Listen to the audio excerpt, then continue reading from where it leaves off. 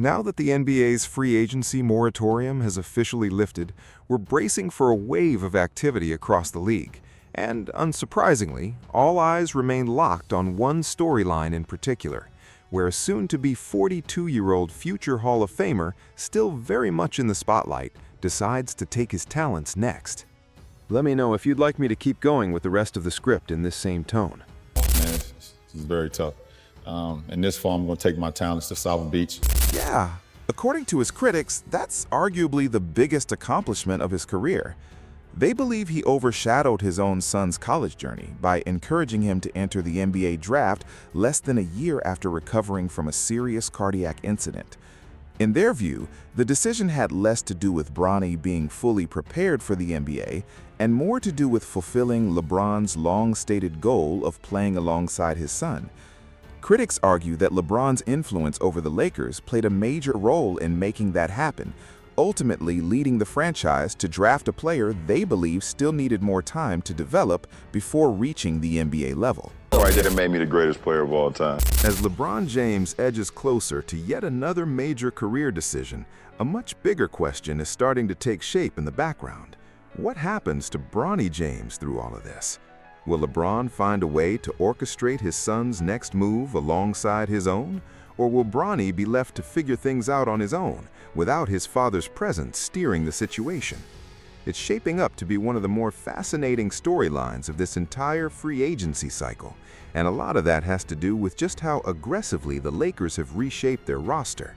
Aside from Luka Doncic and Austin Reeves, the front office has essentially moved on from almost everyone who was part of the team a year ago. They've declined to re-sign, traded away, or simply let walk nearly every other piece from last season's roster, including Rui Hachimura, who just agreed to a 2-year, $28 million contract with the LA Clippers. And for what it's worth, at roughly $14 million a year, that's a genuinely strong value pickup for the Clippers. With that kind of roster turnover, Bronny James now stands out as essentially the last remaining piece from last year's group still under contract with the Lakers, whether that's by design or simply because moving him isn't a realistic option right now. And here's where things get interesting.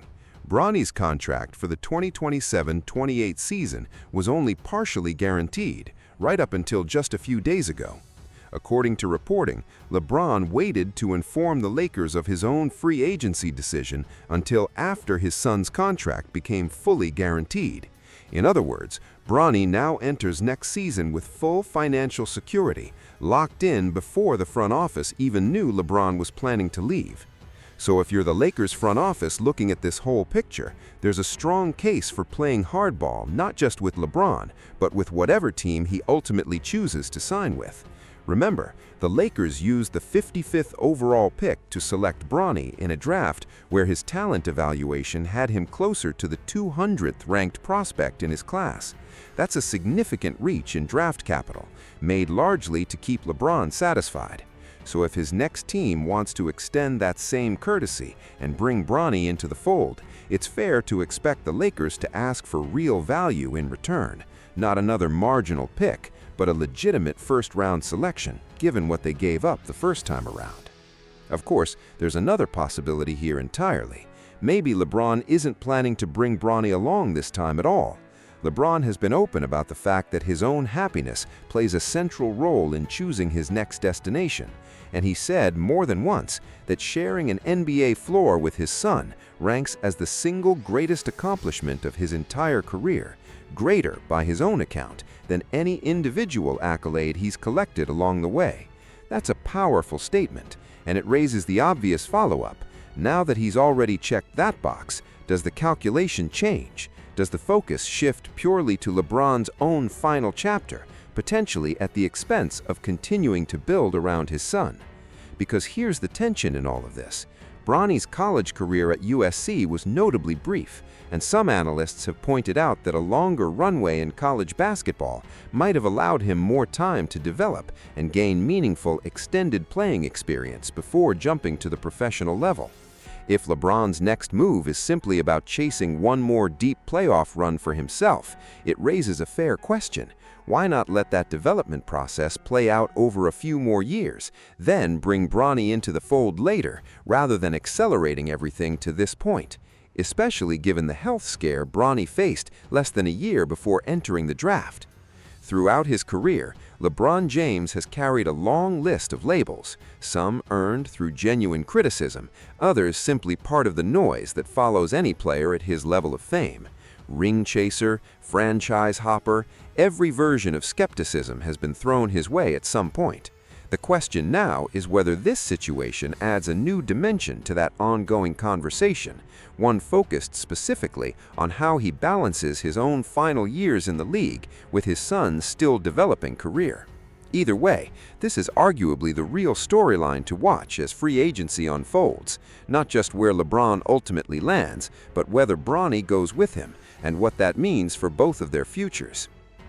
To put LeBron's own words into context, he stated clearly that playing alongside his son in the NBA is, in his eyes, the greatest achievement of his entire career, greater by his own account than any individual accolade he's collected along the way. And that raises a legitimate question worth sitting with. If the plan really was always to eventually share the floor with Bronny, why not let him spend 2 or 3 more years developing at the collegiate level, building his game, and gaining real experience before making the jump, rather than accelerating everything to this point, especially given the health scare Bronny faced less than a year before entering the draft? Because right now, the on-court results simply haven't lined up with the hype that originally surrounded his transition to professional basketball.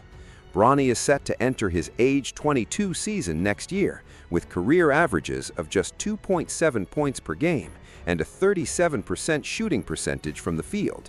Modest numbers, especially for a player already multiple seasons into his professional career. That's a notable gap when you consider that LeBron once said publicly that Bronny was, in his opinion, better than several current NBA players, a comment made back when Bronny was still suiting up for USC. Whether that assessment holds up remains to be seen, but the runway to prove it is getting shorter by the day, especially with LeBron's own NBA career appearing to be nearing his final stretch. Still, if the NBA path becomes more difficult to sustain going forward, there are always other avenues to continue a professional career. International leagues like the Chinese Basketball Association have long served as viable options for players looking to extend their playing days elsewhere. So even if things don't fully break Bronny's way stateside, the door to a continued basketball career doesn't necessarily close.